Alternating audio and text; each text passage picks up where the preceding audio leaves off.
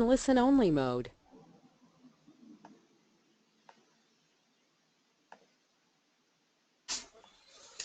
Buenas tardes con todos, con todas. Bienvenidas, bienvenidos a este segundo webinar del curso sobre herramientas para el diseño e implementación de infraestructura verde por parte del sector de agua potable en Perú y Colombia. En este día de hoy tenemos el gusto de que nos acompañen dos expertos. Uno viene de, es un colega belga, pero es semiecuatoriano peruano. Le doy la bienvenida a Bert de Viebre, que es el secretario del FONAC de Quito, Ecuador, y después nos va a acompañar Luis Acosta de SUNAS, a quien muchos de ustedes ya le conocen. Como saben, solo recuerdo unos temas logísticos para el funcionamiento de esta plataforma de webinars. Por favor, si tienen preguntas o comentarios que quieren que resuelvan sus instructores, les agradecemos que envíen a través del icono de preguntas y envíen para que nosotros podamos procesarlas y hacerlas llegar a los instructores. Esa es una cosa. Y la otra es comentarles que la tarea y la evaluación del primer módulo sobre servicios ecosistémicos, las notas de estas dos tareas, tanto la tarea y la evaluación de las lecturas, van a subirse máximo hasta el día domingo, que es nuestro deadline con los instructores. Bueno, sin más, quiero agradecerle a Bert por acompañarnos esta tarde y darle paso para que nos comente sobre la hidrología de ecosistemas andinos y amazónicos y los impactos del cambio de uso de la tierra. Adelante, Bert, gracias.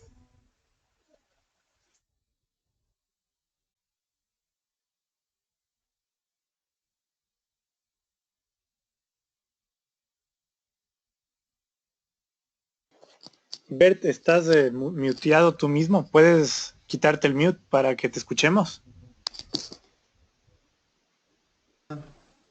Perfecto. Muy buenas noches, los participantes. Gracias. Voy a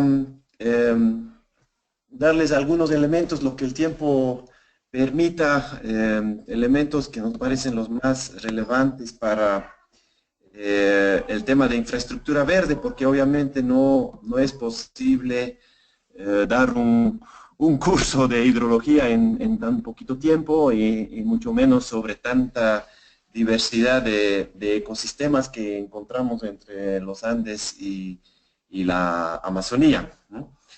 Entonces, espero que ustedes estén familiarizados con el ciclo hidrológico que vemos aquí en pantalla, y obviamente no voy a hablar de cada uno de los elementos del ciclo hidrológico, pero sino resaltar algunos aspectos donde con infraestructura quizás podamos tener alguna influencia, ¿no? Algunos de los creo que vale la pena indicar por qué los ecosistemas andinos y algunos amazónicos son considerados como fuentes de agua, ¿no? ¿Cuáles estos aspectos que hacen que un ecosistema sea considerado como fuente de agua?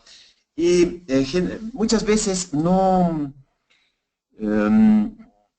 es una parte del servicio ecosistémico hídrico de estos ecosistemas lo que nos hace valorarlos realmente como fuente de agua. Lucho va a hablar un poco más sobre los servicios ecosistémicos hídricos, ¿no?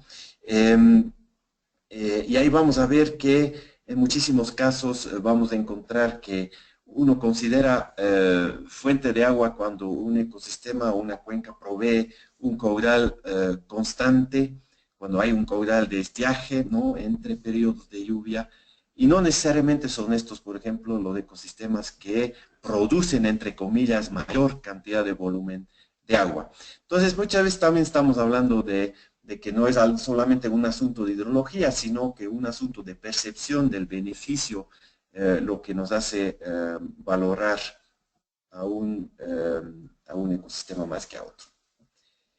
Aquí en la imagen un aspecto que muchas veces recibe bastante atención, ¿no? La intercepción de lluvia por parte de la vegetación, ¿no? Que es claramente un aspecto de la hidrología donde la vegetación, podemos hablar de infraestructura verde, de una vegetación bastante conservada, obviamente en este proceso hidrológico tiene muchísima influencia. Una vegetación abundante es capaz de, cuando existe una humedad en el aire, cuando hablamos de mayor cantidad con neblina,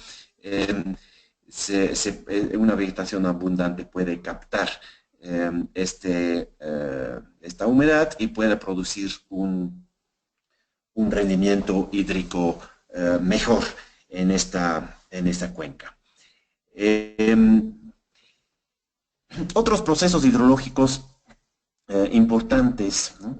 Cuando vamos a obtener un servicio ecosistémico hídrico mejor, muchas veces tiene que ver con la baja intensidad de la precipitación, ¿no? Para tener un buen rendimiento hídrico no necesariamente necesitamos alta intensidad de precipitación.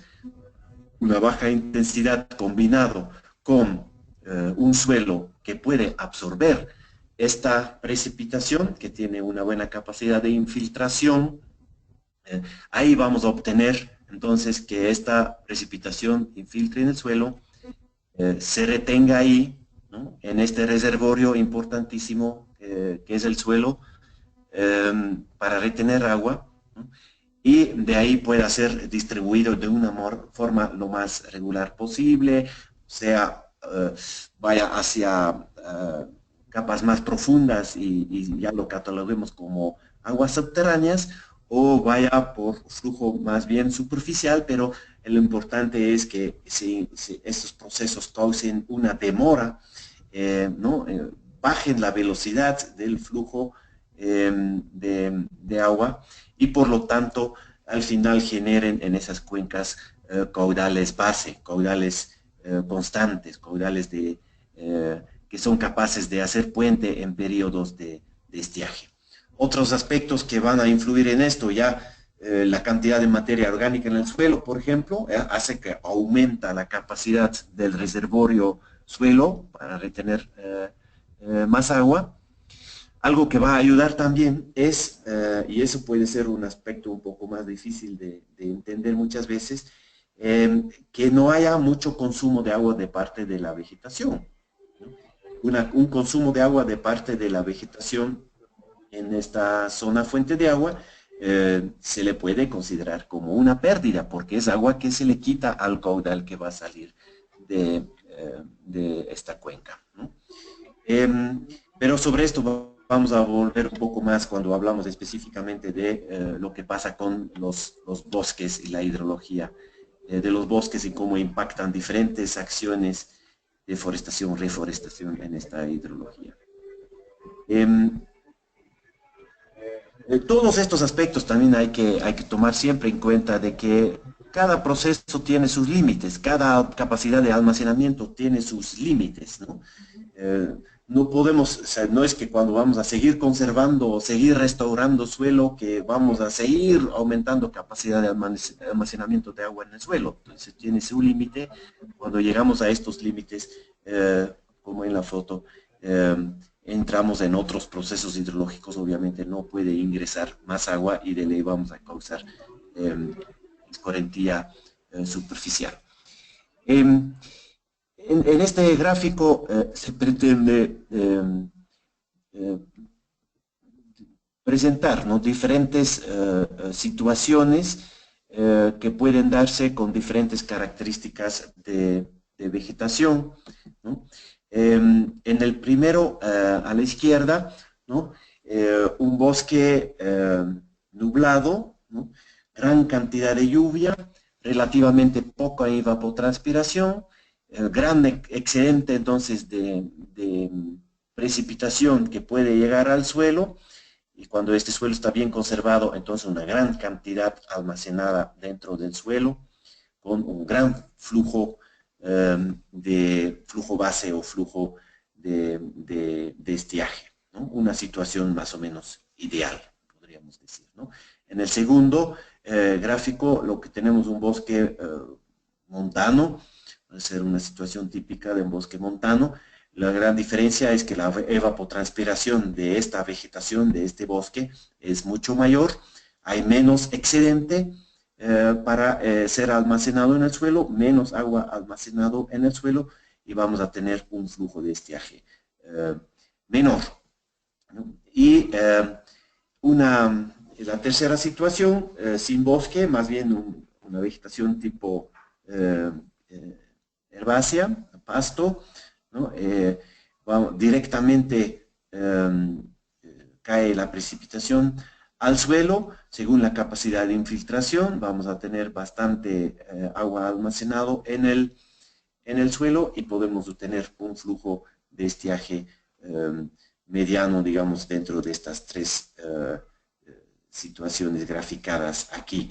Todo depende del balance de los diferentes procesos hidrológicos involucrados. ¿Cuál es el resultado? En este caso, evaluado el resultado a nivel de estos flujos de estiaje. Podríamos evaluarlo también para otro tipo de resultado. Aquí ya estábamos señalando en el gráfico anterior que una cobertura boscosa no necesariamente es una garantía para un flujo, para un resultado bueno a nivel del beneficio que buscamos, ¿no? Que igualmente decimos, bueno, el efecto esponja, que sería esto de que hay un buen almacenamiento de agua para que haya un buen flujo base entre los periodos de lluvia. Todo esto también tiene sus límites, ¿no? Graficado aquí, el límite que tenemos, por ejemplo, que cuando tenemos eventos realmente extremos de precipitación, esta capacidad de almacenamiento de agua en el suelo ya es superada durante el desarrollo del evento, y luego igual ya no existe más capacidad de absorción y también podemos tener crecientes extremas en bosques naturales, ¿no? Cuando esta capacidad es superada. Este gráfico trata de graficar esto, ¿no? De que el tamaño de la tormenta en el eje horizontal y la respuesta, cuando el tamaño de la tormenta es moderada, vamos a tener una respuesta más baja en bosque que en un pasto, ¿no? La curva verde versus la...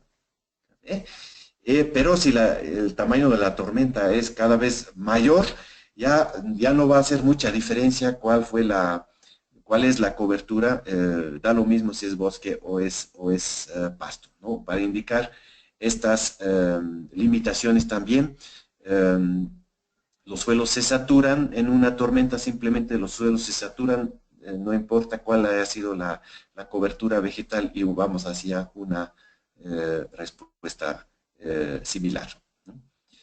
Esto en una situación conservada, la respuesta en un suelo degradado o en superficies más impermeables va a ser otra vez otra, porque ahí el factor que va a entrar a controlar es la capacidad de infiltración y va a dividir el agua que cae de esta tormenta entre una parte que infiltra y otra parte no logra infiltrar, porque por limitación de la capacidad de infiltración va a ir por escorrentía superficial, y esta escorrentía superficial, todos sabemos, causa problemas de respuesta demasiado rápida, crecientes y de erosión. Generalmente no es eso lo que queremos, y es la característica del bosque que apreciamos.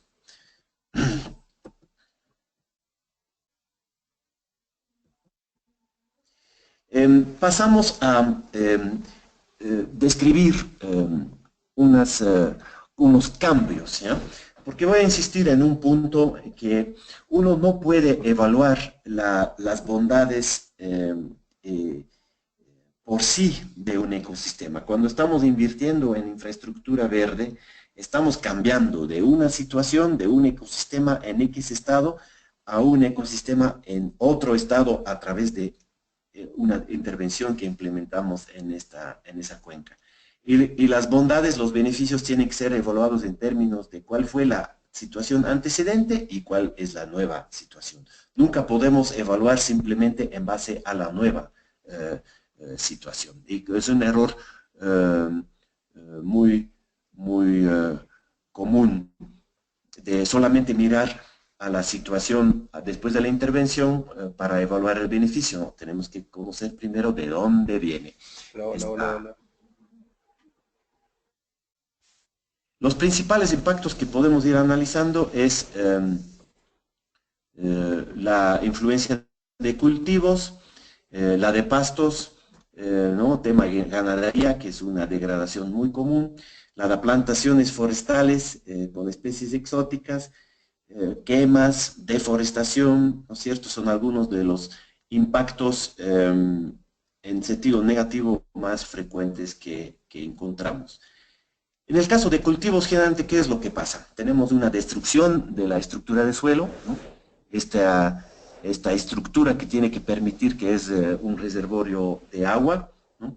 Los suelos son ya expuestos directamente a la radiación solar, que contribuye también al desecamiento y la destrucción de la estructura, ¿no? Tenemos también problemas de lavado de suelo con erosión, ¿no?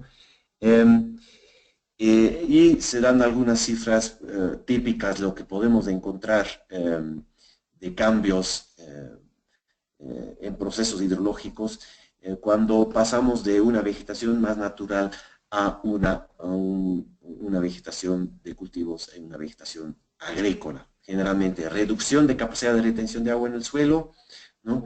Y aumento de la evapotranspiración también. Este cultivo va a consumir por lo general más agua que la vegetación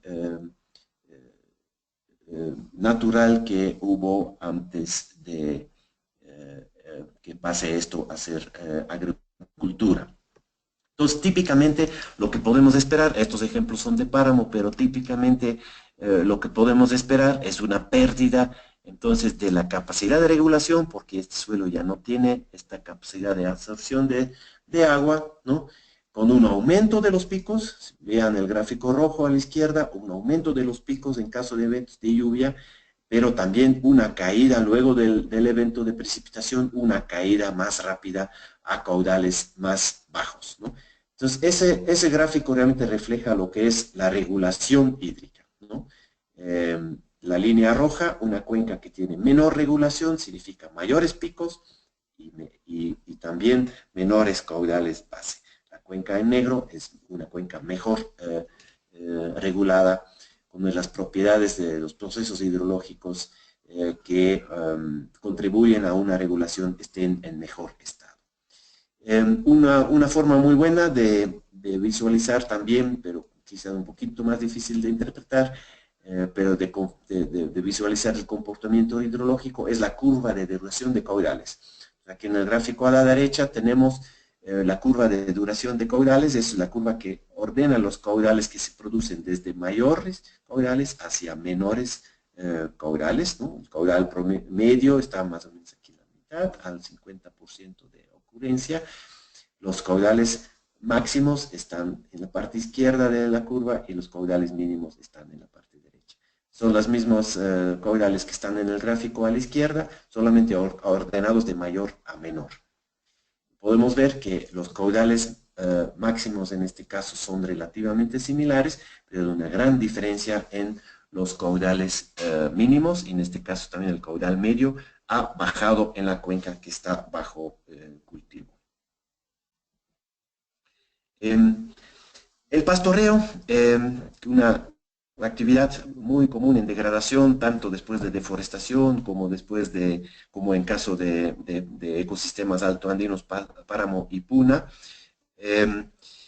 El tema principal con el pastoreo es que causa compactación del suelo, ¿no? Eso también disminuye capacidad de infiltración, disminuye capacidad de almacenamiento de agua en el suelo, por lo tanto tenemos un efecto negativo sobre la retención.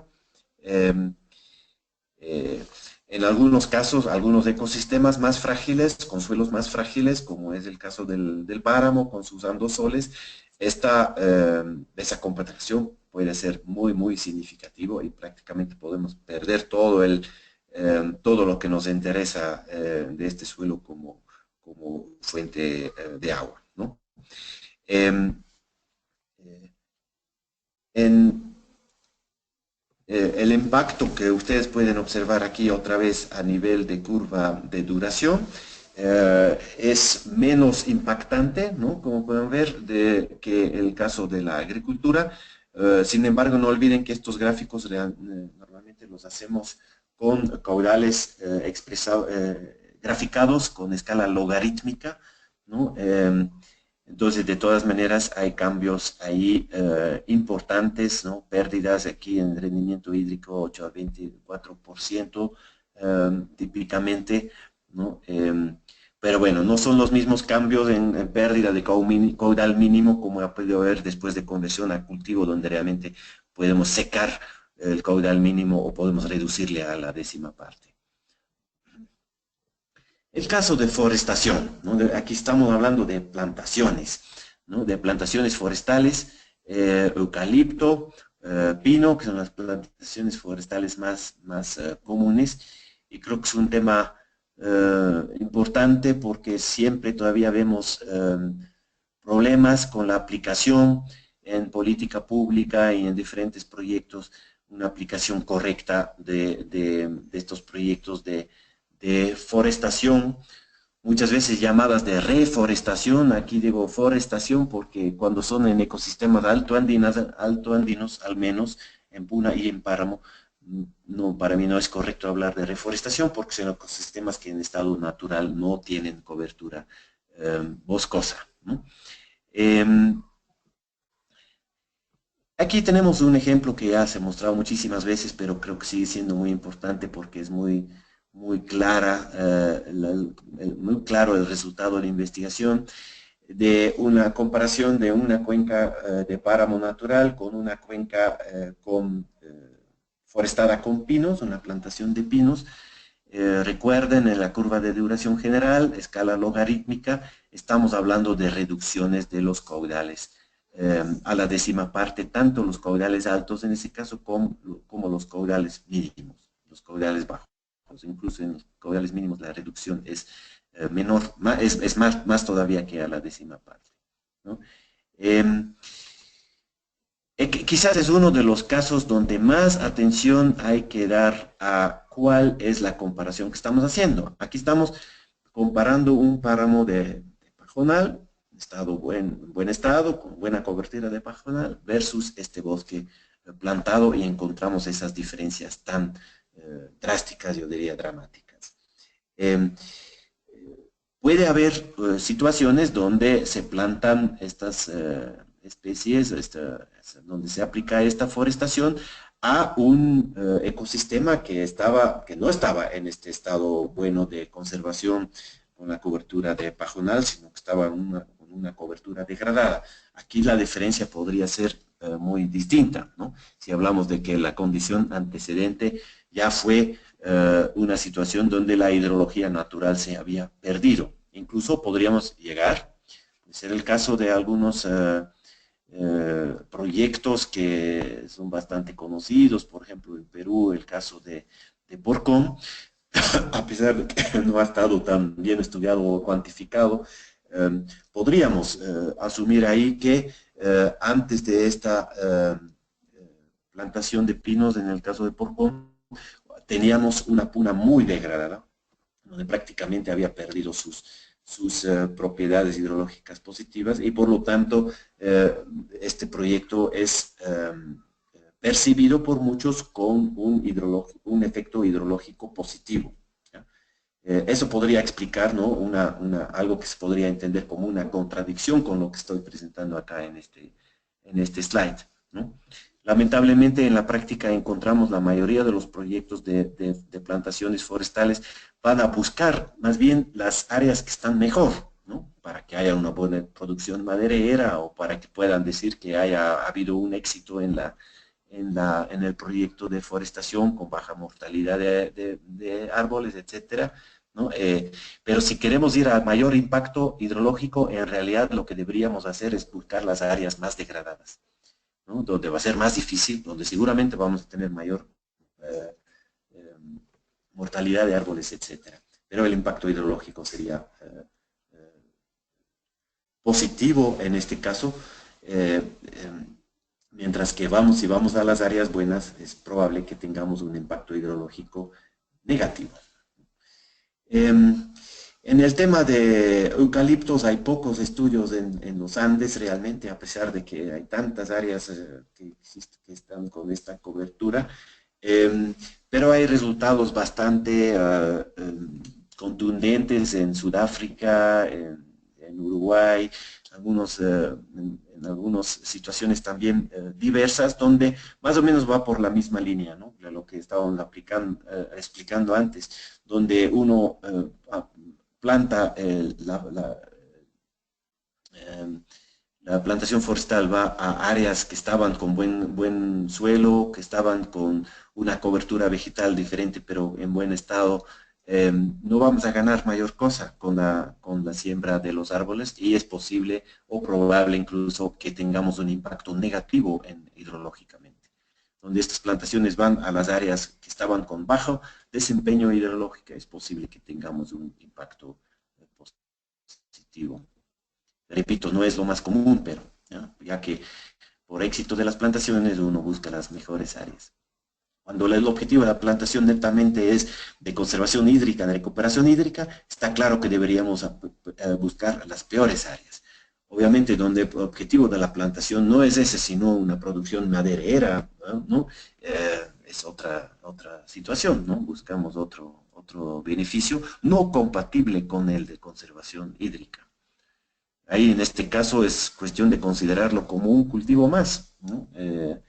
Un objetivo de producción y no uno de conservación hídrica. Las dos cosas difícilmente van juntos. Tenemos también el caso de la quema, muy importante para los ecosistemas altoandinos. Básicamente causa un aumento de la evapotranspiración y por lo tanto un efecto negativo hídrico. La deforestación en los ecosistemas boscosos es obviamente una actividad de impacto negativo hidrológicamente. Entonces, las matices que he estado poniendo hace un ratito sobre la reforestación o la forestación no quitan, por supuesto, de ninguna manera que la deforestación siempre va a tener un efecto hidrológico negativo, ¿no? Aquí voy a presentar algunos intentos de quizás una de las mayores eminencias en el tema de bosques tropicales, ¿no? El Sampurno Brunsell, que ha dejado escuela realmente que hace mucho tiempo ha señalado, caracterizado la hidrología de bosques, lo que significa la deforestación y las limitaciones que podemos tener en reforestación. Lamentablemente, muchos de estos científicos están yo puedo decir con una buena dosis de frustración de que estos resultados científicos no han fluido hacia el diseño de los proyectos de reforestación y las políticas en cuanto a políticas forestales en muchos países, no solamente en los Andes, sino a nivel mundial. Hay un tema ahí de que muchísima dificultad en que las políticas forestales se basen realmente en este estado del arte. Tenemos típicamente en muchas zonas un bosque primario que tenía un cierto estado de conservación que también se traduce en un desempeño hidrológico. Luego de la deforestación bajamos a un nivel de desempeño hidrológico y de conservación mínimo, donde esto pasa por cultivo o por pasto, y luego puede haber esfuerzos de reforestación que recuperan algo de esto, pero difícilmente van a volver a llegar a los niveles del bosque primario. Acá mayor información, tendencias en general, siempre hay que tomarlo como tendencias en general que pueden localmente tener variaciones. Típicamente lo que vamos a encontrar en una cobertura boscosa, en la variación de caudal durante un año, que el bosque permite aguantar un caudal mínimo en la época de estiaje mayor, ¿no? y también postergado en el tiempo versus la situación de cultivos. Y aquí en la gráfico a la derecha se ha reunido una gran cantidad de información de todo el mundo comparando comportamiento de pasto versus bosque, ¿no? Y lo que tenemos aquí claramente es que el consumo de agua del bosque, ¿no? Sobre todo cuando las precipitaciones son más de 1000 milímetros al año, el bosque nos va a consumir mayor cantidad de agua. Entonces el desempeño hidrológico en términos de rendimiento hídrico del bosque va a ser menor, ¿no? Son dos aspectos que tenemos que mirar bien. En muchos casos vamos a encontrar que el rendimiento hídrico del bosque es menor, pero el caudal de estiaje va a ser mayor. Entonces ya viene a ser cuál es nuestra prioridad para considerar que si esto es una situación que nos conviene más o nos conviene menos esta cobertura desde el punto de vista de los beneficios que buscamos, ¿no? Probablemente donde tenemos una fuerte variación estacional, vamos a preferir lo que más nos importa va a ser el caudal de estiaje, por lo tanto esta cobertura boscosa nos puede convenir más, ¿no? Pero no hay que olvidar que el bosque también es un gran consumidor de agua y esto va a influir en los balances hídricos y en el desempeño de este ecosistema como fuente hídrica, ¿no? Esto profundice un poco más en este mismo tema, pero tenemos que tomar en cuenta que los estudios de este tipo, o sea, de todos estos puntos que encontramos aquí en este gráfico, muy pocos son en el trópico, menos en ecosistemas andinos, sí en amazónicos, y por lo tanto hay que manejar estos resultados con cautela y siempre tenemos la necesidad de generar información local que evalúa el desempeño de nuestras intervenciones, ¿no? De esto se va a hablar también en este módulo cuando se habla de monitoreo. Tenemos a pesar de estas notas críticas, digamos, sobre las bondades del bosque en su desempeño hidrológico, por supuesto también tenemos esperanza, pongo aquí, para los que amamos el bosque, ¿no? Y es en cuanto a los caudales mínimos, ¿no? Los caudales de estiaje, aquí expresados caudal 95% de ocurrencia o caudales de mayor cantidad de ocurrencia, ¿no? Y los caudales mínimos del día más seco del año. Aquí vamos a encontrar que los caudales bajos realmente mejoran conforme una vegetación madura, ¿no? Aquí tenemos evaluado un esfuerzo de reforestación, ¿no? Esto es el desempeño en los años 80, el desempeño 10 años después y el desempeño otros 10 años después, 20 años después de la siembra, y las cosas van mejorando. Entonces, un mensaje de este gráfico es que hay un efecto muy positivo sobre los caudales más bajos a largo plazo.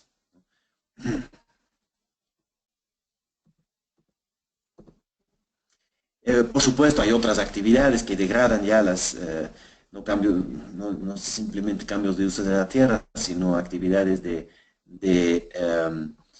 como la minería o muchas veces nos olvidamos de la construcción de carreteras, accesos que hacen muchísimo daño en los procesos hidrológicos y sobre todo en la parte de regulación.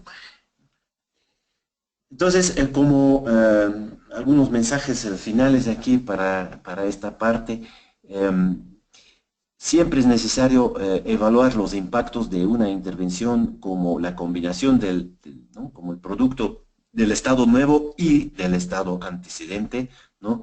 El ejemplo de pinos en páramo muy claro, ¿no? una cosa es pinos en un páramo conservado, otra cosa es evaluar pinos plantados en suelos degradados. ¿Ya?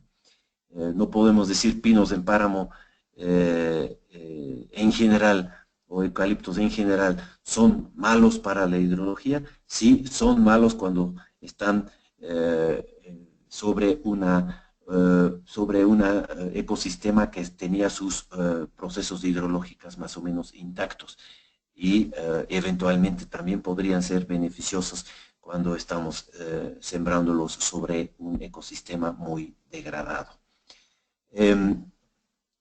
La cuantificación de los impactos es generalmente bastante complicado, requiere de un monitoreo diseñado específicamente que se les va a tratar en este módulo, ¿no? Y tampoco es que podemos confiar nomás en los modelos hidrológicos, un error también relativamente común, ¿no? Que los modelos en general nos pueden describir bien una cuenca, caudales medios, algunos caudales característicos, pero cuantificar realmente los impactos de cambios del uso de la tierra es poner la barra muy alto para muchos modelos, ¿no? Porque falta entendimiento de los procesos hidrológicos en generalmente y en la mayoría de los casos también faltan datos para calibrar específicamente el modelo por un cambio en particular, ¿no? Entonces una alerta de no confiar demasiado, de no generalizar con demasiada facilidad, un llamado para el monitoreo local y si es que se quiere usar modelos para hacerlo bien y usar información específica para su calibración. Muchas gracias y creo que las preguntas vamos a recibirlas después de la charla de Lucho. Muchas gracias, Bert, muy interesante. Tenemos un par de preguntas y yo creo que tal vez, digamos, para no perder el hilo, hay dos preguntas que son especialmente aclaratorias, entonces tal vez si nos puedes ayudar. Ana Celia Salinas nos consulta y nos dice que no le queda clara la relación del bosque con la disponibilidad de recurso hídrico. ¿Podrías tú aclarar un poco ese concepto, Bert? Gracias. Bueno, como decía, al lado es un tema sí, bastante complejo y también polémica a veces, ¿no? Polémico a veces. Pero quizás, si tuviera que contestarlo desde el lado de la hidrología de bosque, de hidrología forestal, la respuesta sería muy largo. Si no, tal vez le contesto más como le pone la palabra disponibilidad en la pregunta, ¿no? Entonces, mire bien ahí, ¿qué es lo que uno busca como beneficio? ¿Qué entiende con esa disponibilidad, ¿no? En una situación específica. He insistido mucho en la charla de que muchas veces creo que con esta disponibilidad se refiere a que haya agua durante los periodos de estiaje, que haya agua entre los periodos de lluvia. En este caso, lo que uno está apreciando entonces sería la capacidad de regulación de los flujos del bosque, que va a ser en general bastante buena. Si uno estaría hablando de que disponibilidad de recursos sea todo el volumen que uno pueda recoger, por ejemplo, en un embalse, aguas abajo de este bosque, no estaría tan seguro del beneficio, por ejemplo, del bosque versus una situación de pasto, por ejemplo, ¿ya? Por el hecho de que este bosque es un gran consumidor de agua, ¿no? Entonces, para poder hablar de los beneficios, no solamente hay que mirar la hidrología del bosque en sí, sino qué parte, qué situación es lo que uno considera realmente como lo buscado, lo que uno aprecia, ¿no? como un beneficio. Listo, Bert, muchas gracias. Yo creo que con esto seguramente hay una claridad tanto para Ana Celia como para Oscar Bernal. Una última preguntita y de ahí pasamos a Lucho y después retomamos las preguntas. Edwin Gaspar nos pregunta desde Perú, ¿a qué altitud se pueden sembrar los pinos y cuál es su periodo de crecimiento? Pues se puede sembrar ¿para qué? ¿No? Los pinos dan a cualquier altitud prácticamente, ¿no? Si uno busca una producción forestal, bueno, es, como dije, trátale como un cultivo, pero no nos engañemos de que esto va a ser un proyecto de conservación hídrica. Eh, el tema de la altitud creo que tiene relativamente poco que ver, a pesar de que hay países que están poniendo ahora límites. Por ejemplo, en Ecuador ahora hay una prohibición general de siembra de pinos encima de 3.500 metros. Al fin hay una conciencia ahí de que casi siempre una siembra de ese tipo encima de 3.500 metros tendría un impacto hidrológico negativo en los páramos, ¿no? Entonces, no tanto la altitud, ¿no? Sino que yo creo que la única justificación que tendría desde el punto de vista hídrico para un proyecto de siembra de pinos es que sea en un área de extrema degradación, en un área, en un páramo o en una puna que está desertificada. Creo que es la única situación donde podemos decir que se justifica desde el punto de vista hídrico una plantación. Y para eso cada vez más tenemos información científica que lo sustenta. Listo, Bert, muchas gracias. Yo creo que por un tema de tiempo le vamos a pedir a Luis Acosta de SUNAS que nos acompañe con sus presentaciones. Luis tiene dos, entonces Lucho adelante, y a nuestros participantes en el webinar que igual utilicen la opción de envío de preguntas para después procesar todas las que podamos durante este webinar, y si no, las que no avanzamos a responder, las vamos a reenviar a los instructores para que les envíen sus respuestas en el transcurso de los próximos días. Gracias, Luis, bienvenido. Buenas noches con todos, no sé si me escuchan. Sí se te escucha, Luis, adelante. ¿Cómo están? Buenas noches, es un gusto poder estar nuevamente con todos ustedes, o bueno, en este segundo curso, participando de este segundo módulo sobre análisis hidrológico. Estaba escuchando la ponencia de Bert y una primera reflexión sería que es complicado poder generalizar cosas en la hidrología. Creo que es importante poder entender que el análisis específico de cada cuenca es lo que va a ayudar a entender mejor qué es lo que mejor, qué acción mejor se tiene que desarrollar en esa cuenca para poder tener beneficios hidrológicos esperados, ¿no? Y en ese sentido, yo tenía que hablar dos temas. Un primer tema era la intervención antes de Bert, y por problemas de conexión no hemos logrado llegar a tiempo. Era para poder definir los servicios ecosistémicos hídricos. ¿Qué entendemos por servicios ecosistémicos hídricos? Y el otro segundo tema era poder explicarles acerca de una herramienta que hemos diseñado para poder identificar mejor y priorizar mejor los lugares donde hacer intervenciones para obtener mejores beneficios hídricos. Entonces, esta herramienta la conocemos como el diagnóstico hídrico rápido, y estamos aplicando mucho para poder identificar proyectos a ser financiados a través de la tarifa de los servicios de agua potable.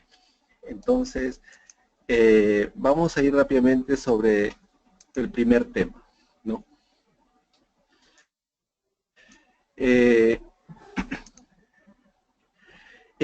Precisamente cuando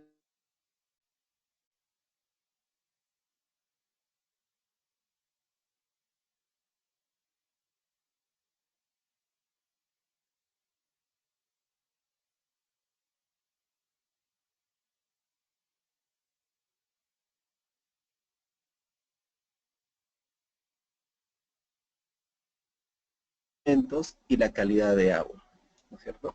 Esos son 4 servicios ecosistémicos hídricos que son demandados por las empresas de agua potable. Entonces, ¿qué entendemos por estos servicios ecosistémicos hídricos? son aquellos servicios ecosistémicos hídricos que los ecosistemas ofrecen o brindan a la sociedad para que estos los aprovechen, ¿no? Tenemos todos esos, nuevamente vuelvo a repetir, cuáles son esos servicios ecosistémicos. Además podemos encontrar la belleza escénica y tantos otros relacionados con el agua, ¿no? Vamos a centrarnos en los tres primeros servicios ecosistémicos hídricos. Vamos a ver cada uno de ellos, ¿no es cierto? ¿Qué entendemos por el rendimiento hídrico? Nosotros le conocemos la fábrica. Iber ya ha puesto el ejemplo de los pinos, ya ha puesto el ejemplo de los pastos, ¿no es cierto? Entonces, entendemos como el rendimiento hídrico a la capacidad que tienen los ecosistemas de producir agua en la cuenca, ¿no? No estamos hablando con este concepto en qué momento produce agua, sino la cantidad, el volumen total al año de producción de agua, ¿no es cierto? ¿Dónde es importante esto? Es en sitios, en cuencas donde las precipitaciones son muy bajas. Poder entender el rendimiento hídrico es importante. Por ejemplo, en el sur del Perú, ¿no? Donde las precipitaciones llegan entre 600, 800 milímetros, ¿no es cierto? Y ahí sería un problema si nosotros empezamos a convertir los pastos naturales, o lo que comúnmente llamamos nosotros la paja,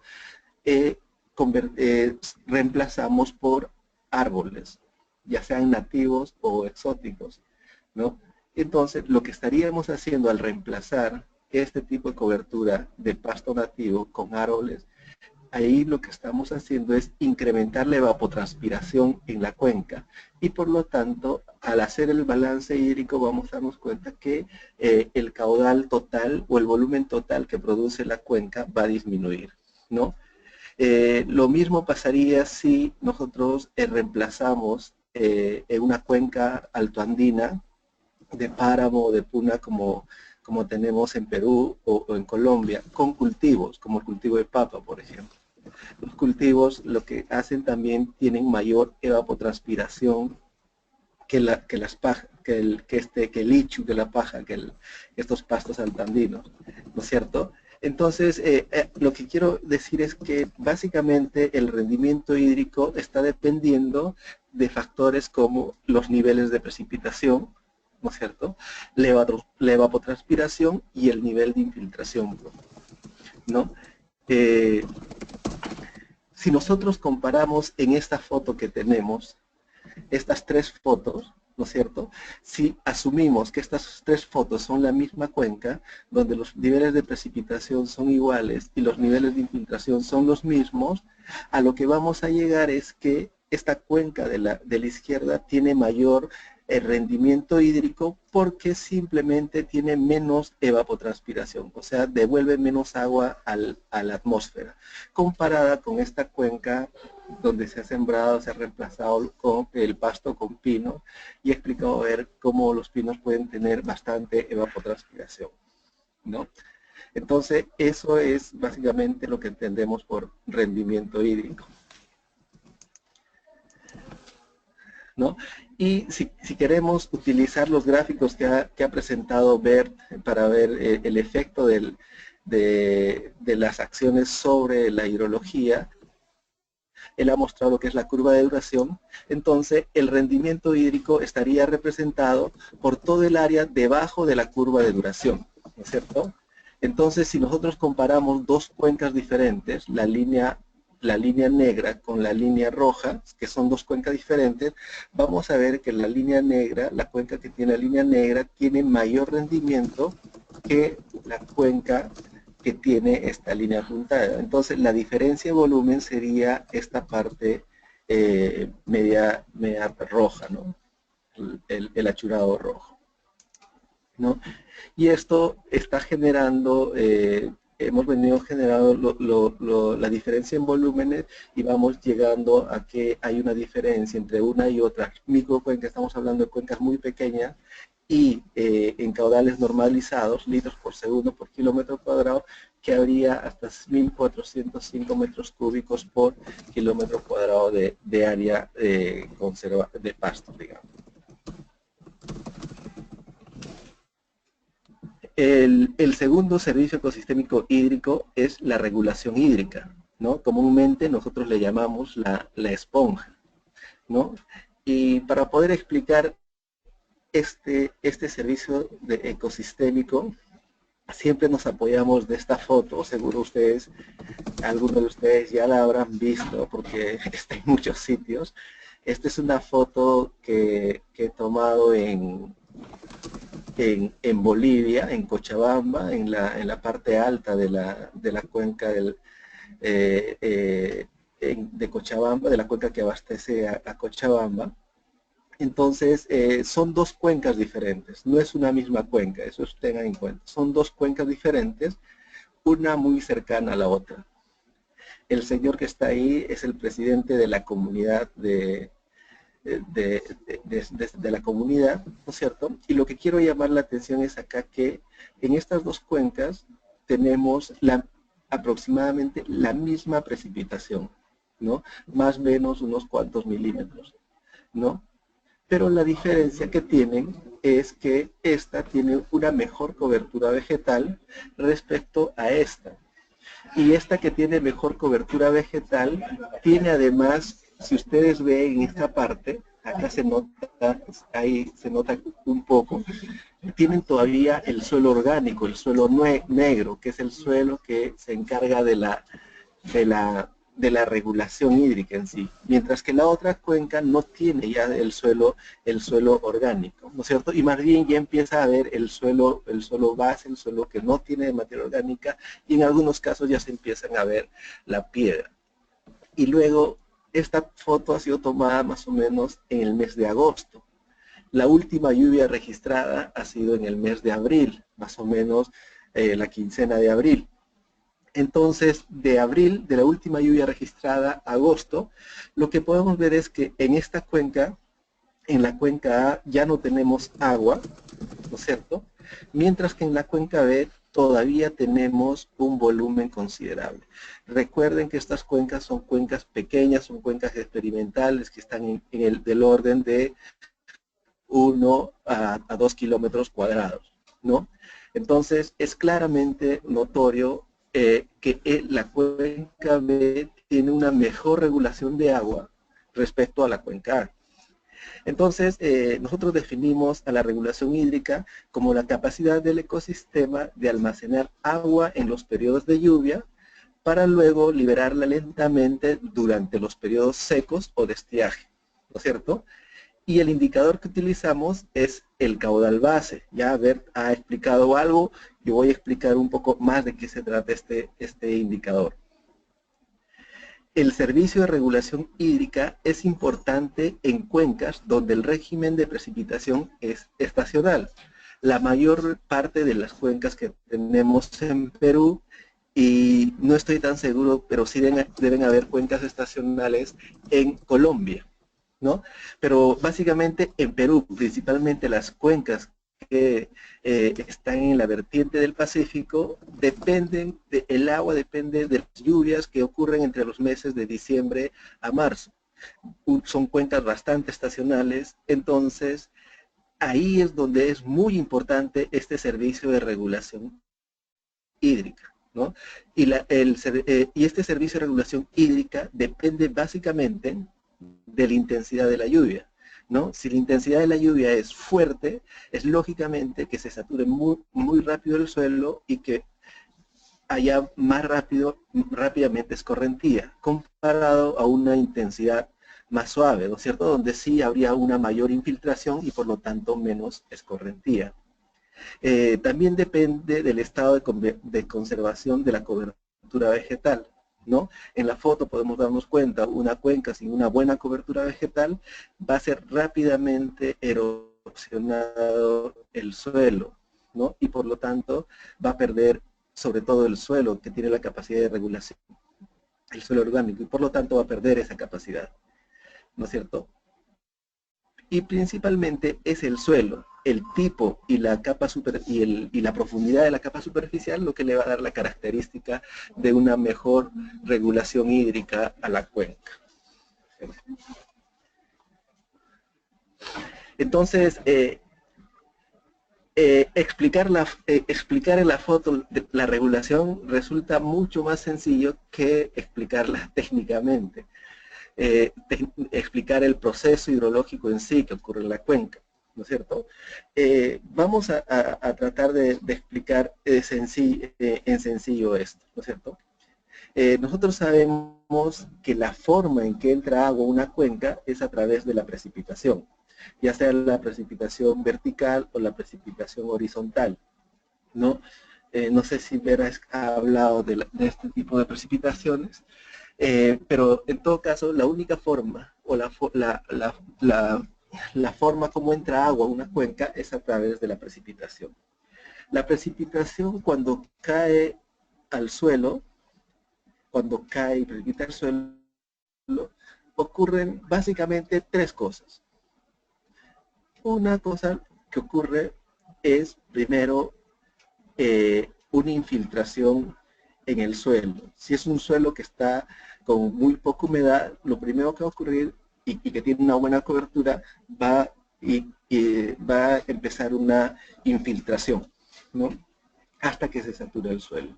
Una vez que se sature el suelo, va a empezar a haber el exceso de precipitación, ¿no es cierto? Y el otro componente, ¿no?, va a ser la evapotranspiración, ¿no es cierto? Del agua que se queda después de la lluvia, después que ha infiltrado, después que ha escurrido, se queda el agua entre las hierbas, en el suelo, o parte del suelo, y se evapora y regresa a la atmósfera. Entonces, este agua, una parte, un componente de toda la cantidad de lluvia que cae, se evapora. Otra parte se convierte en escorrentía superficial, que sería esta flecha roja, y llega rápidamente al cauce del río, y es que vemos, y es la que se encarga de generar los caudales altos en los ríos, en las quebradas, ¿no? Rápidamente, pues se conoce como el flujo rápido, la escorrentía directa o el flujo rápido. Entonces, la tercera fracción, la que se infiltra, toma hasta 3 caminos diferentes. Un primer camino es el escurrimiento subsuperficial, ¿no es cierto? Entra al suelo y empieza a moverse por acción de la gravedad entre la roca madre y el suelo, de manera horizontal, y lentamente va llegando poco a poco al cauce. Otra porción, después de infiltrar, sigue la percolación y la percolación profunda, ¿no es cierto? La diferencia entre infiltrar y percolación es que infiltrar se refiere a cuando el agua pasa de la superficie al suelo, esa es la infiltración. Y la percolación se refiere cuando el agua pasa entre las diferentes capas que tiene el suelo y la roca madre, ¿no es cierto? Entonces, cuando el suelo percola, en la percolación profunda, pasa el agua del suelo al subsuelo, ¿no es cierto? Y empieza a ver el flujo profundo, ¿no es cierto? Ese flujo profundo puede tomar dos caminos. Uno, que se va hacia el agua subterránea, sigue el flujo muy profundo y llega a recargar los acuíferos, y otra parte, ¿no es cierto?, por efecto de la gravedad, va tomando esta dirección y vuelve a salir al cauce, ¿no es cierto? Entonces,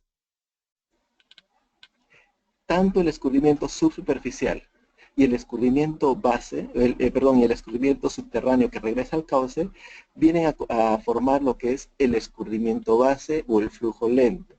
Esta porción es la que nosotros vemos en la cuenca de la foto, en el caudal de la foto que les he mostrado, después de las lluvias, ¿no es cierto?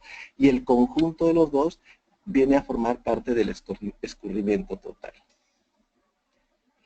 Entonces, el indicador es el comportamiento del caudal durante la época de estiaje. A nosotros lo que nos interesa medir es cómo esta regulación hace que el caudal en época de estiaje sea mayor. ¿no? Eso es lo que nos interesa, que no desaparezca, sino que sea el mayor caudal posible en época de estiaje, o sea, donde no hay lluvias, ¿no? Y ahí podemos mostrar los mismos gráficos, ¿no es cierto? Y para poder medir el caudal base, asumimos que los caudales, el Q50, que son los caudales menores, el 50% del tiempo, los caudales mínimos, ¿no es cierto?, pueden ser considerados como el caudal base, ¿no es cierto?, entre, entre una cuenca y la otra. Y hay la diferencia de la regulación hídrica entre una cuenca y la otra, ¿no? Y lo mismo tenemos en volúmenes por kilómetro cuadrado en cuencas intervenidas. El tercer servicio ecosistémico hídrico es el control de sedimentos, ¿no es cierto? Y acá ustedes rápidamente lo que podrán ver es que en una cuenca que está degradada como esta, donde la cobertura vegetal, ya sea bosque o ya sea pasto, se ha retirado para poder sembrar cultivos, ¿no es cierto? Lo que hacemos es dejamos expuesto el suelo a la caída de la lluvia, a la intensidad de la lluvia. Respecto a esta cuenca que está bien conservada, viene la lluvia con cierta intensidad o con intensidad muy fuerte y va a recibir la cobertura vegetal va a amortiguar el golpe de la lluvia. Por lo tanto, esta cuenca va a ser con menos capacidad de erosión por la lluvia que esta cuenca, ¿no es cierto? Esta cuenca donde le cae la lluvia con una intensidad determinada, lo primero que va a hacer es empezar a erosionar el suelo, lavar el suelo y empieza la escorrentía con bastantes sólidos suspendidos. Entonces, en lo que definimos al control de sedimentos como la capacidad que tiene el ecosistema de amortiguar el golpe de la lluvia y de esa manera evitar la erosión del suelo y la producción de sedimentos. Es responsable mantener el agua con buena calidad física, ¿no es cierto? Esto es muy importante para las empresas de agua potable, ¿no es cierto? Estamos viendo, acá está, en unos análisis, esto es una curva de duración de frecuencia acumulada de turbiedad, ¿no es cierto?, en 3 cuencas de Cachiyacu, Chilcayo y Ahuasiyacu. Son microcuencas que abastecen a la ciudad de Tarapoto en Perú, una ciudad de la Amazonía, y lo que podemos ver es un comportamiento diferente de la frecuencia acumulada de turbiedad, ¿no es cierto? Esta línea roja, la continua, es la frecuencia acumulada promedio. Esta punteada roja y esta son la mínima y máxima frecuencia, igual para las 3 cuencas. Esta cuenca tiene solamente 42% de bosque respecto a la cuenca verde que tiene 70% de bosque conservado, ¿no es cierto? O sea, acá tenemos 30% de bosque deforestado, mientras que acá tenemos 58% de bosque deforestado. Entonces, lógicamente, el comportamiento de la turbiedad es diferente entre uno y otro. ¿Y por qué es importante esto? Porque si nosotros vemos el nivel de turbiedad 10 NTU en este punto, podemos ver que en este punto el 50% del tiempo, ¿no? El 50% del tiempo de los 365 días del año, o sea, la mitad de los 365 días del año, esta cuenca tiene 10 NTUs de turbiedad o menos, solamente el 50% del tiempo. Si vamos a la cuenca verde, ¿no es cierto?, a la cuenca conservada, hasta este punto, podemos observar que el 95% del tiempo, el 95% de los 365 días, la cuenca tiene menos de 10 unidades de NTUs, ¿no es cierto? Si nosotros eso lo transformamos a uso de insumos químicos, entonces vamos a darnos cuenta que acá va a haber un mayor gasto de insumos, ¿no es cierto?, y una mayor pérdida por diferentes procesos que en la cuenca que está conservada. Muy bien, habiendo visto estos temas de los servicios ecosistémicos hídricos, vamos a hablar rápidamente de lo que es el diagnóstico hídrico rápido aplicado a los operadores de agua potable, ¿no? Entonces, ¿por qué hemos desarrollado esta herramienta? ¿No? Porque cuando ya los que tenían que tomar decisiones de participar o no en la conservación de la cuenca, ¿no es cierto? Y una vez que han entendido la importancia de la conservación, ¿no es cierto?, se presentaban el siguiente problema. Muy bien, tenemos una cuenca muy grande que se necesita mucha inversión y yo solo tengo un 10% de esa inversión. ¿Cómo hago para priorizar dónde tengo que hacer la intervención? Primera pregunta. ¿Cómo hago para poder seleccionar aquellas acciones que realmente me van a generar beneficio? Segunda pregunta, ¿no es cierto? ¿Y por qué es importante esto? Porque en el caso del Perú, ese presupuesto para conservación viene de la tarifa de servicio ecosistémico del usuario y por lo tanto se tiene que rendir en algún momento cuentas al usuario sobre la inversión y cuál es el beneficio de esa inversión, ¿no es cierto? Entonces, por eso empezamos tratando de trabajar esto, de ubicar sitios y priorizar zonas y acciones a través del modelamiento, ¿no es cierto? Hay muchos modelos muy buenos, hidrológicos, pero el gran problema que tenemos es que en nuestras cuencas andinas no contamos con una buena información, ¿no? Hay muy poca información, por ejemplo, en Perú, la información que nos ayudaría a poder modelar está concentrada en la parte, en la costa, la hidrológica por lo menos, está concentrada en la parte de la costa de las cuencas, cuando el servicio ecosistémico se está produciendo en las partes altas, en las partes andinas. Entonces, a ese nivel no tenemos mucha información, ¿no? Poco a poco se está poniendo más énfasis en esto, la Autoridad Nacional del Agua y CENAMI están trabajando muchísimo en eso, pero todavía no tenemos la información que nos ayude a modelar las cuencas a un nivel a un nivel detallado de microcuenca, que es la que abastece a las fuentes de agua, ¿no? Entonces, los modelos no nos han ayudado mucho, ¿no?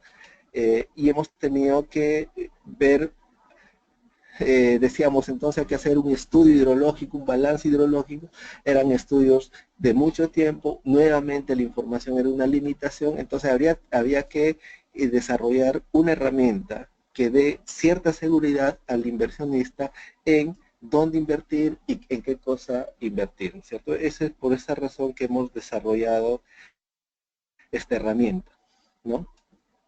Entonces, entre las varias herramientas que tiene este módulo, en esta oportunidad voy a hablar del diagnóstico hídrico rápido. También se va a hablar de los estudios de preinversión y de inversión, los famosos PIF verdes, y también del sistema de monitoreo para medir el impacto de esas acciones, ¿no es cierto? Entonces, en este módulo nos vamos a centrar en este punto. Entonces, ¿qué es el DHR? Es una herramienta de apoyo al diseño de los mecanismos de retribución por servicios ecosistémicos hídricos, ¿no es cierto? Nos permite delimitar las cuencas que aportan agua al sistema de saneamiento, identifica y caracteriza los servicios ecosistémicos hídricos prioritarios para los operadores de agua potable, prioriza acciones de conservación, restauración y uso sostenible de ecosistemas de interés hídrico, y define indicadores y propone un sistema de monitoreo para evaluar el impacto de las acciones priorizadas, ¿no? Esos son los objetivos de esta herramienta. Entonces, lo primero que hace esta herramienta es poder identificar cuáles son las cuencas de aporte al servicio de agua potable, ¿no? Y para poder identificar esas cuencas de aporte, lo primero que tenemos que identificar son cuáles son los puntos de captación de agua cruda de los que utiliza la empresa de agua, claramente identificados. A partir de ahí, de ese punto, aguas arriba, tenemos que delimitar las cuencas. Aunque esto parezca algo obvio, no necesariamente en las cuencas, en los procesos de conservación que va desarrollando la gente es así. Y les quiero comentar dos experiencias que hemos tenido al implementar estos mecanismos. Este mapa es el mapa de la cuenca del río Cumbasa. Es una cuenca donde está la ciudad de Tarapoto, ¿no es cierto? Y en Tarapoto se está formando un comité de gestión de la cuenca del río Cumbasa, ¿no es cierto? Y lo que pretendía este comité de gestión era poder financiar la conservación de toda esta cuenca, ¿no? Y lógicamente es una empresa muy pequeña y el fondo que iba a recaudar iba a ser muy pequeño, entonces lo que podía hacer en esta cuenca era casi muy insignificante. Entonces, y cuando implementamos el diagnóstico hídrico rápido, lo que identificamos es que no es el río Cumbasa el que abastece de agua a la ciudad de Tarapoto, sino 3 microcuencas pequeñas, ¿no? Cachiyacu, Silcayo y Aguachiyacu, ¿no es cierto? Y pudimos identificar los puntos de captación, los puntos rojos, y su área de aporte. Entonces, de esa manera hemos podido identificar con mayor precisión los lugares prioritarios para la conservación de toda esta cuenca. Entonces, la empresa de agua no necesariamente tiene responsabilidad de conservar todo esto, ¿no es cierto? Pero sí le interesa la conservación de parte de esta cuenca, de toda esta cuenca que sí le aporta agua. Hay otros usuarios como regantes o hidroeléctricas que también usan el agua del río Cumbasa, que también en algún momento tendrán que involucrarse en el proceso del mecanismo y empezar a conservar áreas estratégicas dentro del área del río, de la cuenca del río Cumbasa. Entonces, hemos logrado, en vez de empezar a conservar proyectos en toda esta cuenca, hemos identificado y precisado áreas más específicas. Lo mismo en la cuenca del río, en Huancayo, ¿no? Huancayo, esta es la cuenca del río Chulcas, este es el punto de captación del agua para la ciudad de Huancayo.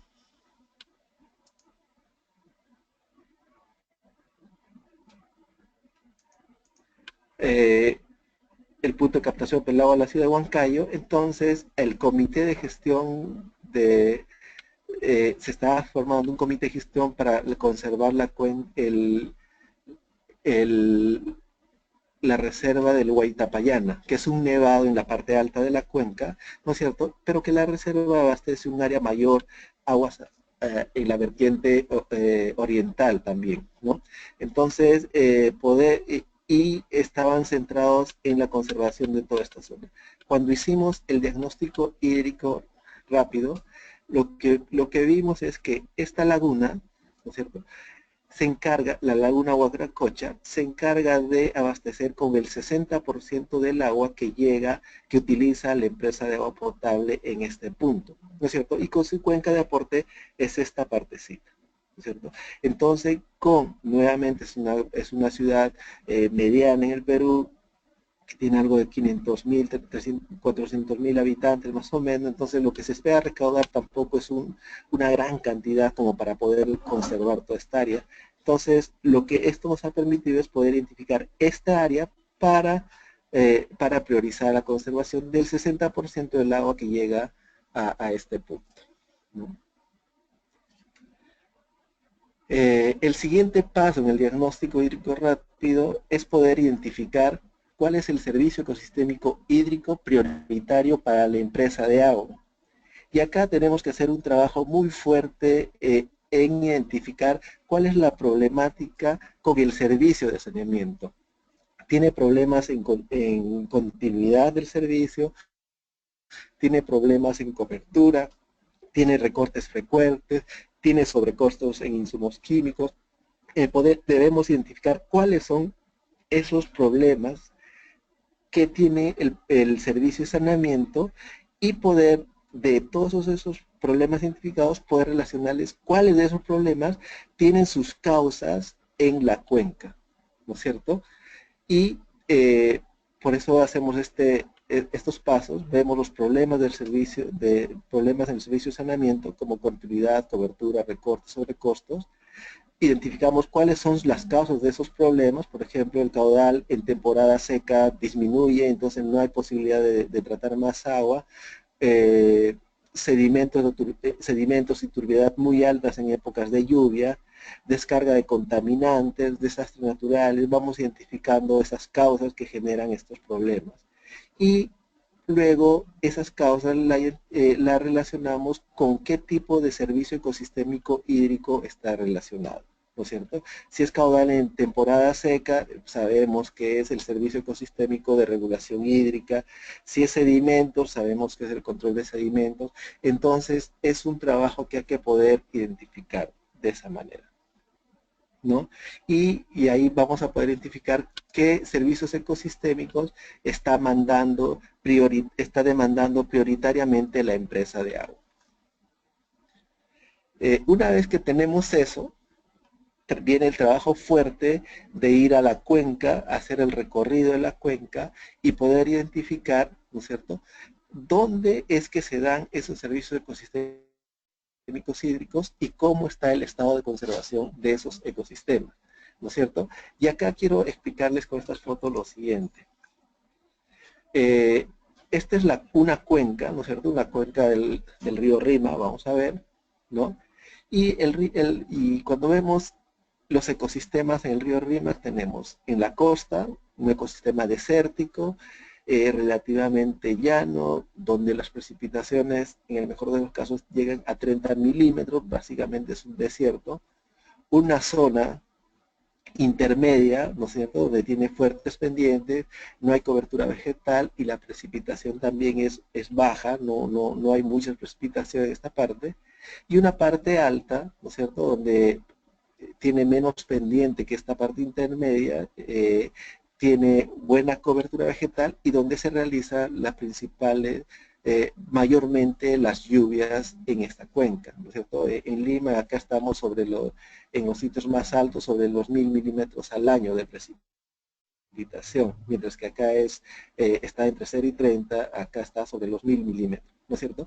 Entonces, cuando nosotros analizamos toda esta cuenca, nos damos cuenta que si el servicio ecosistémico de regulación hídrica es el prioritario, nos damos cuenta que es en esta zona, en la zona alta, como indica este mapa, ¿no es cierto? El mapa azul es la clasificación cualitativa de la regulación hídrica en las 3 cuencas que abastecen Lima. Vemos que el grado de regulación hídrica principalmente se da en la parte alta de la cuenca. ¿Y por qué? Porque acá es donde llueve, acá es donde hay cobertura vegetal, acá es donde hay suelo orgánico y subsuelo, donde se realiza el proceso de infiltración y percolación, ¿no es cierto? Entonces, este ejercicio, si tú quieres hacer el mismo ejercicio en una cuenca amazónica, lo que tú vas a ver es que la cobertura prácticamente es la misma en toda la cuenca, donde podría variar un poco son los niveles de precipitación, pero en la selva los niveles de precipitación siempre son altos. Entonces toda la cuenca sería el sitio donde se da el servicio ecosistémico, ¿no es cierto? Entonces, otra forma de poder ya ubicaste tu cuenca, y ubicaste que esa cuenca es tu prioritaria, entonces ahora priorizas en qué parte de la cuenca se da el servicio ecosistémico y ahí es tu sitio de intervención, ¿no es cierto? Y entonces vamos viendo qué tipo de ecosistema es donde se da el servicio ecosistémico, cómo está el estado de conservación, qué cambios de uso de la tierra se están dando y qué impactos se espera sobre los servicios ecosistémicos hídricos. Una vez que tenemos eso, viene el tema del análisis de los actores. Un primer componente de esto es poder identificar a los contribuyentes y a los retribuyentes. No sé si todos están familiarizados con eso, pero esto es parte de la ley de mecanismos de retribución por servicios ecosistémicos que tiene el Perú, donde llama contribuyentes a las personas que realizan acciones para para acciones de conservación o de uso sostenible o de restauración de los servicios ecosistémicos, y los retribuyentes son las personas que se benefician de los servicios ecosistémicos. Entonces se les llama retribuyentes porque van a retribuir a los contribuyentes por las acciones de conservación que hacen y que benefician a estos retribuyentes. ¿No es cierto? Entonces tenemos que tener claro quiénes son estos retribuyentes y quiénes son estos contribuyentes. Y el otro componente es el mapeo de actores involucrados en la gestión del recurso hídrico en la cuenca, ¿no es cierto? Ahí tenemos que ver si está la autoridad local del agua, qué otros usuarios hay en la cuenca, el gobierno regional, el gobierno local, qué son funciones, si hay ONGs, etcétera, etcétera, a ver cómo participa, qué puede ofrecer, ¿no es cierto? O qué posible actores que puede generar un posible conflicto, se va analizando todos los actores ahí, pero principalmente se va viendo cuáles son esos actores y cuál es el potencial, la potencial participación dentro de este esquema del mecanismo de retribución por servicio ecosistémico, ¿no es cierto? Durante el trabajo en campo, que es el centro, el centro de la metodología, es el trabajo de campo, es el recorrido en la cuenca, nosotros vamos elaborando un inventario de acciones locales que la gente implementa o que tiene previsto implementar para poder conservar, restaurar o hacer uso sostenible del ecosistema, ¿no es cierto? Hacemos como un inventario de todo lo que se hace, ¿no es cierto? Siempre hay iniciativas, ¿no es cierto? Y si es que no lo hubiera, también se puede utilizar, hay un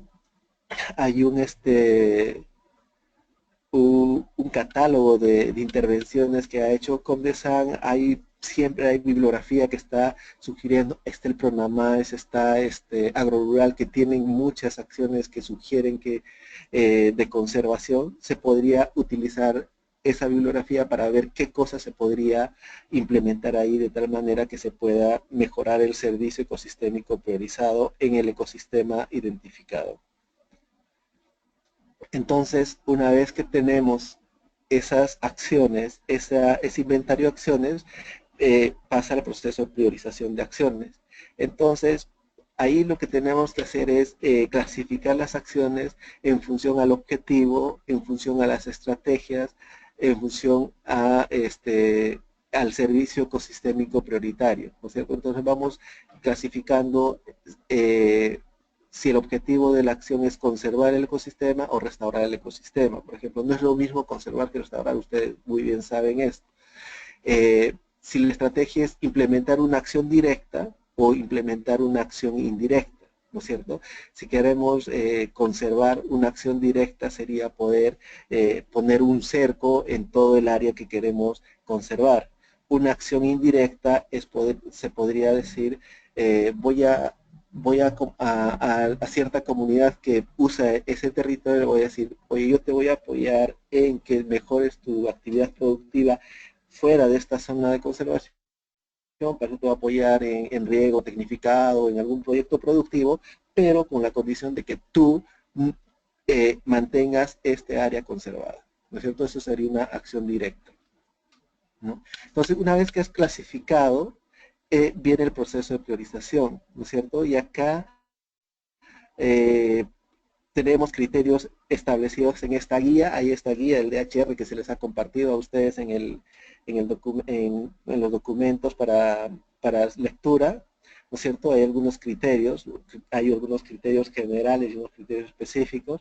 Los generales, ¿no? Que siempre es más costo efectivo conservar que restaurar. Si yo tengo 100 soles y tengo que decidir entre conservar y restaurar, es mejor invertirlo en conservar, ¿no es cierto?, que en restaurar. Porque mientras yo invierto en restaurar, el costo puede ser muy alto y pongo en riesgo lo que está conservado, ¿no es cierto? Y si yo restauro eso, nunca voy a llegar a los niveles óptimos de un ecosistema conservado naturalmente. Por ejemplo, es un criterio general, ¿no? Es siempre más costo efectivo conservar que restaurar.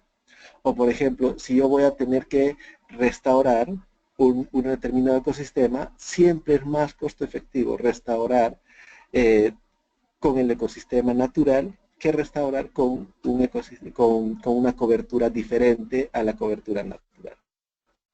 ¿No es cierto? Ese tipo de criterios, por ejemplo, están en la guía. Luego, la otra forma de priorizar es en base al estado del arte. Ya casi hay muy poco, no, en realidad no hay mucho bibliografía científica que te diga, oye, sembrar árboles de este tipo te genera tanta agua, o te mejora el rendimiento en tanto, o sembrar pasto significa menos toneladas de sedimento. Hay muy poca bibliografía respecto a eso, ¿no? Lo que tenemos es la iniciativa de monitoreo hidrológico que está tratando de poder medir el impacto que tiene diferentes acciones en los ecosistemas andinos. Eso también hay un link para que puedan entrar. Les va a explicar en el otro módulo, les van a explicar sobre esto, ahí hay algo de esto. Y el otro criterio es en base a las experiencias del consultor o de los participantes en la cuenca, ¿no es cierto? Oye, nosotros tenemos experiencia en hacer recuperación de amunas, que es una técnica ancestral en la cuenca que sirve para cosechar agua. Eso sabemos, nosotros queremos hacer, tenemos experiencia, sabemos cómo se hace, sabemos cómo se mantiene, ya, entonces eso es seguro, es muy bacán, se va priorizando eso, ¿no es cierto?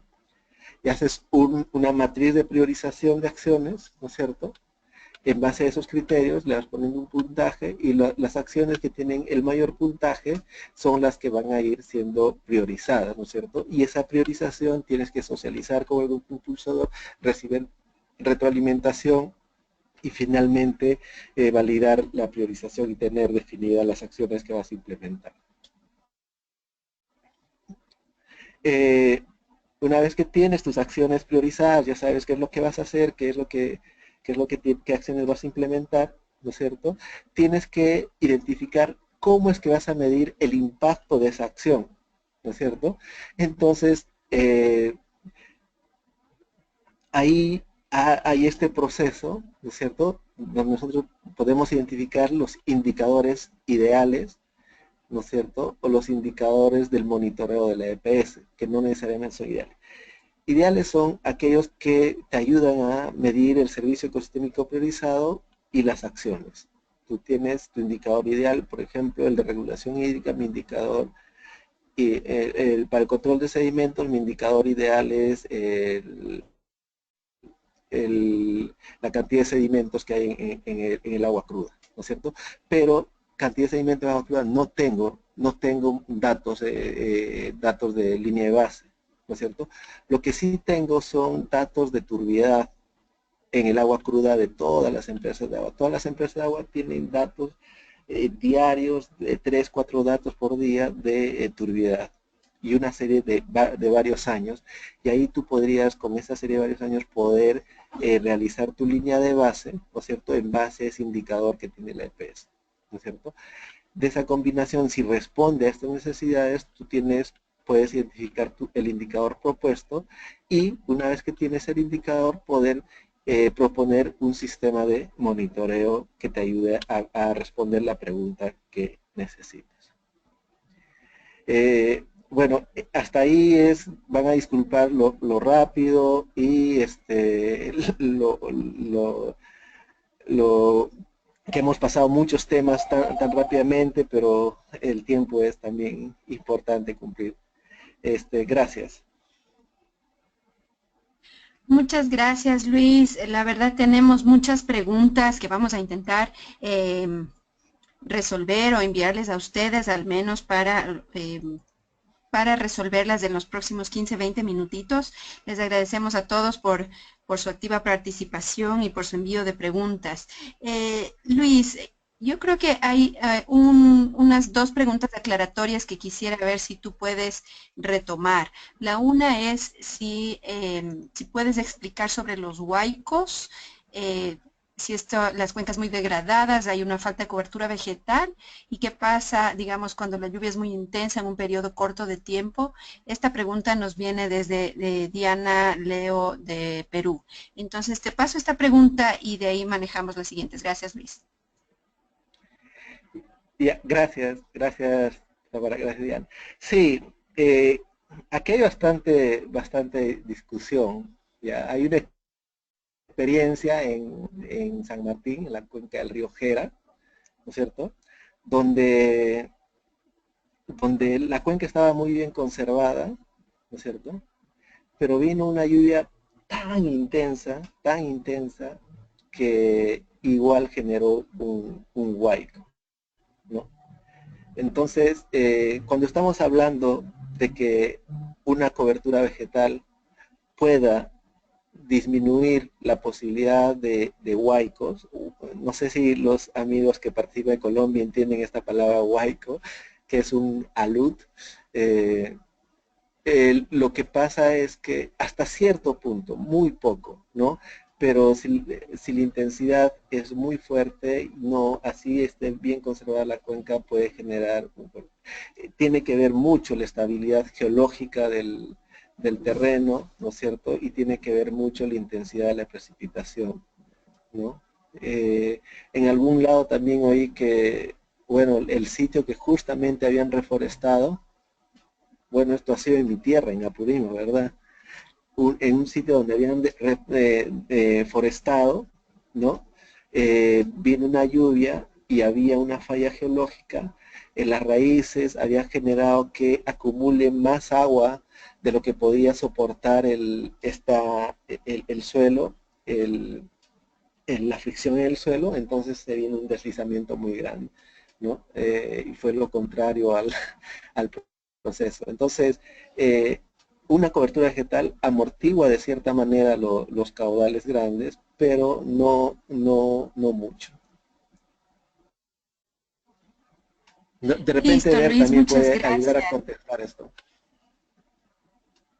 Bert, ¿quisieras complementar esta parte, por favor? Bueno, de acuerdo con lo que ha dicho Lucho, tal vez, pero también quizás o sea, hay una parte natural de formación de las montañas, ¿no? De zonas, muchas de las zonas donde se producen estos fenómenos en Perú son de altísima pendiente, una muy buena parte de estos fenómenos también se darían en un paisaje completamente natural, ¿no? Si tú observas las montañas ya desérticas en la parte costera, llegando al nivel del mar en el Perú, puedes ver ahí todas las formaciones geomorfológicas. ¿No? Estas montañas están de manera natural también sin cobertura vegetal porque la frecuencia de lluvias es tan baja que no pueden tener una buena cobertura vegetal, y la rara vez que sí cae una lluvia, obviamente tiene que producirse una erosión enorme, ¿no?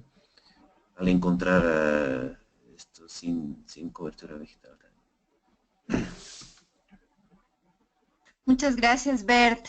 Tratando de manejar la siguiente pregunta, bueno, tenemos varias, pero Ángela Arévalo, quisiera saber si tienes algunas recomendaciones sobre el monitoreo de caudales y de la calidad para identificar las zonas prioritarias donde se generan los servicios ecosistémicos y después poder estimar los resultados de los proyectos realizados.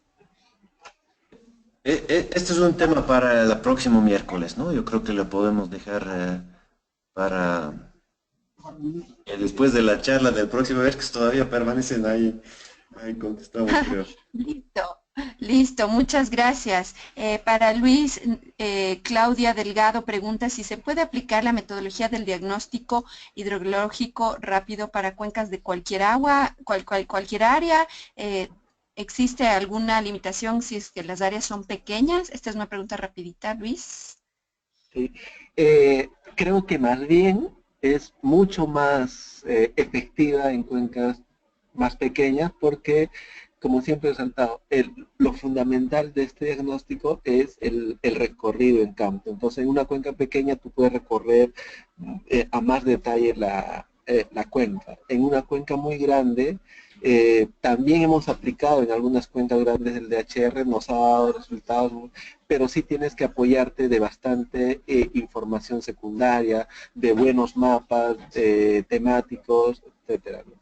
Sí, de buena información hidrológica, porque en una cuenca muy grande no es fácil recorrer todo el espacio, ¿no? Entonces sí tienes que tener un apoyo de buena información. Muchas gracias, Luis. Tenemos otra pregunta que se refiere al tema de indicadores. Quisiera tener, Ángela Arévalo, claridad si el indicador para el Servicio de Regulación Hídrica es el caudal base o el Q50. Y si fuera el caudal base, ¿por qué se asocia este caudal al efecto de la cobertura vegetal y de los suelos? Si en muchas corrientes el caudal base está conformado por flujos de agua subterránea. Luis, tal vez tú. Bueno, en realidad lo que nosotros, el indicador que estamos planteando es el caudal base, ¿ya?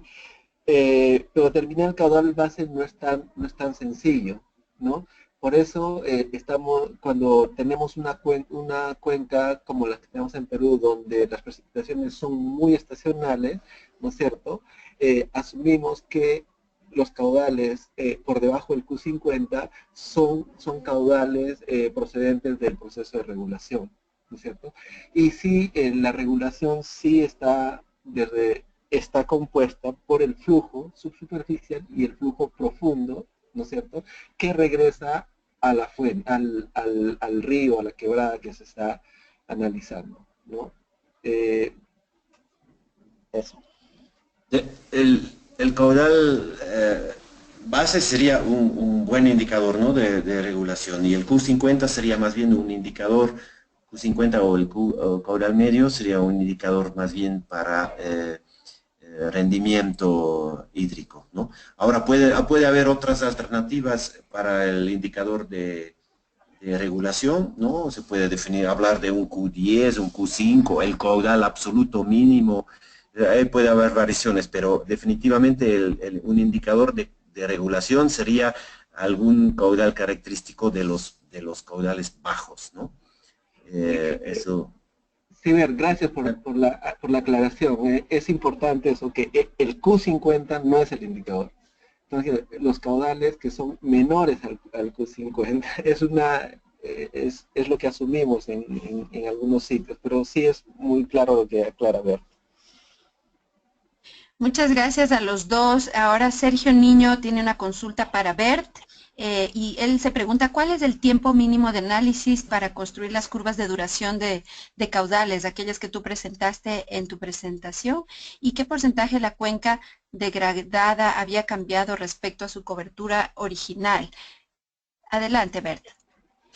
Bueno, el tiempo para analizar curvas de duración, creo que hay que ampliar un poquito la pregunta, ¿no? O sea, ¿qué tiempo qué serie de información necesitamos para poder sacar determinadas conclusiones, ¿no? También se va a tratar esto el próximo miércoles, pero puedo adelantar, para mí la respuesta es, no es la que muchas veces como hidrólogos decimos que, bueno, solamente cuando tengo 10, 15, 20 años de datos puedo hablar de algo representativo, ¿no? Series largas obviamente son muy importantes y son necesarias para muchas cosas, pero en cuanto al comportamiento hidrológico, ¿no?, de determinado ecosistema, de determinado estado de conservación o degradación, sí hay muchas cosas que podemos decir también con series más cortas, y es muy importante porque no podemos darnos el lujo de decir, bueno, hoy empezamos a monitorear hoy y vamos a concluir entonces en 10 o en 20 años. Son tiempos que tal vez en algunos casos investigadores tienen, o creo que ni ellos, pero definitivamente para la toma de decisiones de infraestructura verde no tenemos estos tiempos, ¿no? Entonces hay cosas que se pueden concluir con un diseño inteligente de monitoreo. ¿no? Vamos a hablar de las cuencas pares la próxima semana, puede ser parte de eso, pero incluso de un solo evento de lluvia y una comparación del mismo evento que cayó sobre una determinada cobertura vegetal y el mismo evento que cayó sobre otra zona con otra cobertura o en otro estado de conservación, solamente comparando un solo evento, también ya algo se puede concluir, ¿no? Y es importante que podamos sacar el jugo así de series cortas también. Muchas gracias, Bert. Jaime Mesa nos tiene una pregunta respecto a la forestación o reforestación con eucaliptos y él se pregunta si puede concluirse que para el sector de agua potable un bosque forestado con eucaliptos no debe considerarse infraestructura verde. ¿Qué opinas, Bert? En el sentido de que muy probablemente no contribuya a una mejora de los servicios ecosistémicos hídricos, sí. No calificaría como infraestructura verde que contribuya a una mejora de servicios ecosistémicos hídricos para determinados usuarios, ser de agua potable, ¿no? Con la salvedad que he estado comentando, ¿no? Todo el tiempo, de que podría ser que en determinadas condiciones, si es que esto sobre unas laderas muy degradadas, podría ser que haya todavía un beneficio en algún caso específico, pero en general no, eso no va a tener un servicio ecosistémico hídrico positivo y por lo tanto no podríamos considerarlo como infraestructura verde. Les puedo manifestar tal vez que estamos en FONACO iniciando intervenciones aquí en el Fondo de Agua en Quito, iniciando intervenciones de eliminar bosque de eucalipto y también algún caso de pino en páramo. En caso de pino en páramo es eliminar realmente, en caso de eucalipto es convertirlo a bosque nativo y eso lo estamos presentando como un proyecto de infraestructura verde. Más bien al revés, ¿no? Listo, Bert, muchas gracias. Ahora para Lucho, tenemos una pregunta desde la Amazonía Baja. James Figueroa Flores nos consulta, ¿qué experiencia existe en Perú del diagnóstico hidrológico rápido en cuencas de Amazonía Baja? Si nos puedes comentar. Amazonía Baja no hemos implementado, baja, o sea, en los sitios en Amazonía donde hemos implementado ha sido en Tarapoto, en Rioja, en Moyobamba y en Nueva Cajamarca, que no son Amazonía Baja, ¿no? No hemos tenido experiencia. Ahí yo creo que el tema pasa por de dónde viene el agua. No sé si en la Amazonía baja vamos a tener sitios con pendiente. Entonces ahí creo que es mucho más sencillo poder ver estos temas de regulación hídrica o de erosión, ¿no? Pero no tenemos experiencia en un sitio bastante plano. Gracias, Luis. Víctor Reategui del GORE de Loreto nos informa que la Autoridad Regional Ambiental de Loreto cuenta con 2 instrumentos de gestión. Uno es el catálogo de objetos de conservación de la pesca de consumo y ornamental y de diversidad, y el otro es la diversidad biológica en las áreas de conservación regional, que actualmente suma más de 2 millones de hectáreas. Entonces, para quienes están interesados, pueden revisar el portal del IDER del Gobierno Regional de Loreto. Muchas gracias, Víctor, por esta contribución. Karina Vidal nos pregunta ahora sobre el DHR si mediante los servicios ecosistémicos analizados debemos considerar la línea, digamos, el análisis de los servicios ecosistémicos a través del DHR puede considerarse como la línea base para formular los proyectos de inversión pública en Perú. Yo sé que igual esto vamos a tratar un poco la próxima semana, pero un abrebocas, Lucho. Sí, básicamente antes de empezar el DHR, antes de empezar la sesión del DHR, yo les he puesto tres herramientas, ¿no es cierto? Primero el DHR, y eso era insumo para la elaboración de los proyectos de inversión pública, ¿no? Y luego viene el tema del monitoreo. Entonces, sí, básicamente los DHR que hemos realizado se han convertido en proyectos de inversión pública. Ha sido la base de diagnóstico para los proyectos de inversión pública. Listo, muchas gracias Luis. Tal vez también una aclaración y una puntualización para todos y para todas respecto a las tareas, ¿no? Siempre les agradecemos que recuerden que las tareas están relacionadas. La tarea del primer módulo sirve para la del segundo módulo y generalmente, digamos, la cuenca que ustedes escogieron para su tarea del primer módulo va a ser la que les va a servir para el resto de tareas de los siguientes módulos del curso y también para la elaboración de la tarea final, ¿no es cierto? Entonces, por favor, tomen en cuenta eso y si igual después ustedes quieren replantear la cuenca que escogieron al inicio, se puede hacer a partir de esta tarea del segundo módulo que solamente como información les recuerdo que la tarea de este segundo módulo está marcada para el domingo 29 de enero, ¿no? Entonces, bueno, tenemos una pregunta de práctica. Carlos Castillo nos consulta si además de las reforestaciones, ¿qué otras medidas se pueden realizar para evitar la erosión y disminuir los flujos subsuperficiales? No sé si Bert, ¿nos quieres ayudar? Perdón, la importancia de los flujos subsuperficiales. No, lo que pregunta es si además de las reforestaciones, ¿qué otras medidas se podemos tomar para evitar la erosión y disminuir estos flujos subsuperficiales? Disminuir los flujos subsuperficiales. No vería por qué queremos disminuir flujos subsuperficiales. No entiendo bien ahí. Queremos probablemente evitar flujo superficial, escorrentía superficial, que es más rápida y que causa erosión, pero flujos subsuperficiales al menos no causarían erosión, todavía pueden ser relativamente rápidos, generalmente van a ser más lentos y más bien contribuir a una buena regulación, ¿no?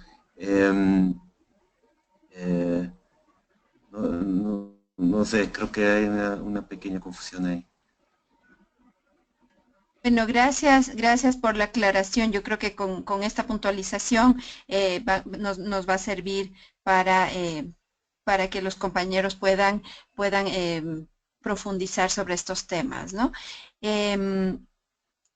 Tenemos también una pregunta también de Jaime Mesa y él dice si además de la evapotranspiración es relevante tener en cuenta la demanda hídrica de las especies con las cuales se pretende forestar, tal vez con el fin de determinar el impacto de un proyecto de esta naturaleza sobre el rendimiento hídrico. Bert, para ti.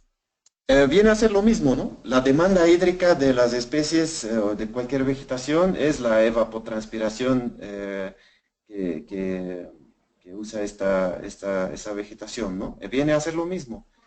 El consumo propio de cualquier especie vegetal es el agua que se extrae del suelo y se evapora a través del follaje de esta planta en particular, que es la evapotranspiración. Listo, Bert, muchas gracias. Bueno, a ver, respecto a Olga Galindo, para Luis, respecto a la delimitación de la cuenca aporte, ella nos consulta si este criterio de delimitación obedece solamente a la entidad usuaria del servicio o existe algún otro criterio, Luis. El DHR se puede aplicar para un usuario y se puede aplicar para varios usuarios, ¿no es cierto? Para poder delimitar la cuenca, se parte desde el punto de captación del usuario, del agua del usuario. ¿no es cierto? Entonces, a partir de ese punto de captación es donde se empieza a delimitar. Si es de agua potable, el punto de captación de agua potable. Si es de riego, el punto de captación de riego. En algunos casos, es el mismo punto de captación, tanto para riego como para agua potable o para hidroenergía. Eso es básicamente los proyectos especiales que hay, ¿no es cierto? Entonces, el criterio inicial es tener el punto de captación, donde se capta el agua, porque es en ese punto donde nos interesa que el agua venga con buena calidad y en buena cantidad. Muchas gracias, Luis. Vamos a leer unas 2 preguntas más. Nicole Ávila nos consulta. Ella dice que si tomamos en cuenta que deben existir zonas de conservación o de protección de la cuenca, nos consulta cuál debería ser la extensión de estas zonas y si entre mayor sea la zona, el beneficio es también mayor para la cuenca. Esa es una primera parte de su pregunta. Y después nos consulta si se debe conservar digamos, ella le llama el nacimiento de la cuenca o se deben hacer zonas de reserva o preservación a lo largo de la cuenca. Empezamos con Luis. Sí,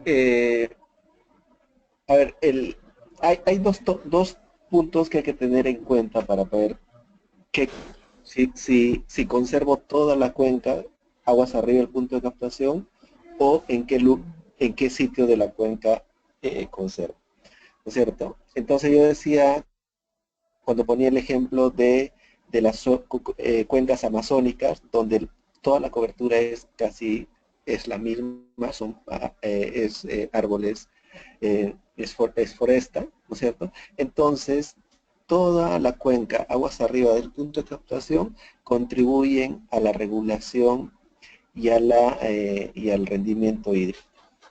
Pero en el caso que ponía de Lima, lo que sí es, el punto de captación está en la costa, ¿no es cierto?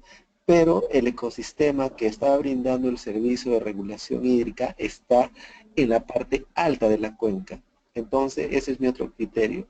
Yo no voy a conservar nada en la costa, todo es arena. Me tengo que ir a enfocar en conservar las zonas donde se están realizando donde se están dando los servicios ecosistémicos, ¿no es cierto? Y bueno, y si yo tengo ahí que conservar toda la cuenca, ¿no es cierto? Y para eso necesito 1000 soles, pero solo tengo 100 soles, entonces tendré que priorizar dentro de toda la cuenca los lugares más estratégicos para poder conservar o restaurar el servicio ecosistémico. Listo, Luis, gracias. Y tenemos una pregunta igual aclaratoria respecto a la lectura de la guía para el diagnóstico rápido hídrico. Viene desde Francis Torres y él quisiera entender mejor, a ver, permítame leer toda la pregunta. Dice, en la lectura guía para el diagnóstico hídrico se señala que el único factor que se puede modificar para variar el nivel de rendimiento hídrico en una cuenca es la cobertura vegetal. Entonces, si buscamos incrementar el rendimiento hídrico, tenemos que disminuir la tasa de evapotranspiración de la cuenca. Entonces, tú podrías, digamos, aclarar un poco esta idea o enriquecerla, por favor. Sí, decíamos que el rendimiento hídrico depende de los niveles de precipitación, ¿no es cierto? De los niveles de evapotranspiración, ¿no es cierto? Y del tipo de suelo y de roca madre, ¿no? Porque de los niveles de infiltración. Entonces, yo no puedo modificar los niveles de precipitación, ¿no? Eso responde a un ciclo muy grande, el ciclo global, entonces es muy difícil poder decir que llueva más o que llueva menos. Yo no puedo modificar eso, ¿no es cierto? Y los niveles de infiltración también, yo no puedo sacar o aumentar suelo en toda la cuenca o cambiar la roca madre, son cosas muy complicadas. Lo que sí puedo hacer es modificar la cobertura vegetal, ¿no es cierto? Sí puedo sacar el bosque, o reemplazar el pasto con el bosque, esa es mi variable que yo puedo modificar, ¿no es cierto? Entonces, yo sí puedo en una zona deforestada poder reforestar para poder mejorar un servicio ecosistémico que quiero. En este caso, si estoy hablando de rendimiento hídrico, ¿no es cierto? Si yo tengo una zona de pastos altoandinos, lo mejor que tendría que hacer es recuperar el ecosistema con pastos altoandinos, ¿no es cierto? Porque los pastos altoandinos consumen menos agua que los bosques. Si yo en ese ecosistema de pastos altoandinos reforesto con bosques, lo que estoy haciendo es que los bosques no consumen más agua, estoy extrayendo más agua de la cuenca respecto a los pastos altoandinos, ¿no es cierto? Entonces, la variable que uno puede modificar es la cobertura. Entonces, y ahí para ver si voy a trabajar el rendimiento, tengo que ver qué cobertura vegetal va a ser más eficiente hidrológicamente o, en concreto, qué cobertura vegetal va a evapotranspirar menos agua. Listo, Luis, muchas gracias. Quisiera leer dos comentarios que nos han llegado. El uno desde Guillermo Avancini. Le comenta Bert que la información que presentas tú, Bert, sobre el rendimiento hídrico para los bosques puede a veces sonar contradictoria con lo que generalmente nosotros conocemos y que evidencia entonces la necesidad de un mayor conocimiento sobre el rendimiento hídrico y obliga que para la formulación de iniciativas sobre intervenciones verdes sean con un enfoque multidisciplinario. Gracias, Guillermo. Y para Luis Acosta, un poco en el tema de control de sedimentos, quiere mencionar una experiencia sobre servicios ecosistémicos. Él menciona que la turbiedad de las aguas que recibía la EPS de Moyobamba en Perú provenían de 3 microcuencas y no permitía el tratamiento correspondiente. Esto ocasionaba el racionamiento del agua en una ciudad en plena Amazonía. Y esto motivó un esquema de pago por servicios ambientales cuyo proceso de implementación duró 4 años, ¿no? Entonces, gracias, Guillermo, por este comentario. Y Carlos Bello, también desde Colombia, también comenta que en Colombia tienen algunas cuencas abastecedoras. Carlos quiere referirse al tema de los eucaliptos. Finalmente, él dice que tienen áreas con plantaciones de eucalipto que se han realizado con fines protectores en su momento y con un adecuado manejo, baja densidad. Entonces tienen áreas con cobertura vegetal de diferentes tamaños y que cada área cumple una función adecuada de regulación. Entonces piensa que no necesariamente se puede descartar una práctica como la de plantación de eucaliptos bajo el concepto de infraestructura verde, ¿no? Ya que fueron áreas degradadas sin cobertura y redujeron el aporte de sedimentos a las fuentes de agua.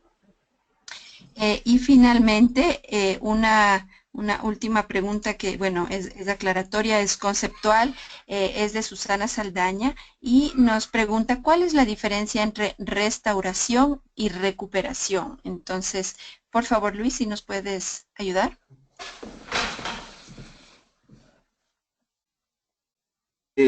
No sé. No manejo a tanto detalle el tema. Yo creería que es lo mismo. Nosotros siempre estamos hablando de 3 cosas desde el punto de vista hidrológico. Uno, hablamos de conservación, referido a conservar lo que está conservado. Restauración es recuperar aquello que se ha degradado o se ha perdido.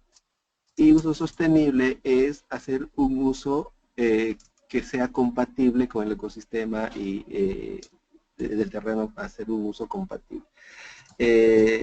Luego, los detalles de que luego puedan generar esto: restauración, recuperación y conservación, y ya eso no tengo mucho conocimiento. Bueno, creo que restauración se usa un poco más en el contexto de una restauración ecológica, ¿no? Pero podemos hablar de una restauración, una recuperación hidrológica. Creo que más bien las diferencias van por ahí, ¿no? De que puede haber una recuperación o una restauración con fines específicos de hidrología, que no necesariamente va a ser una restauración completa del ecosistema.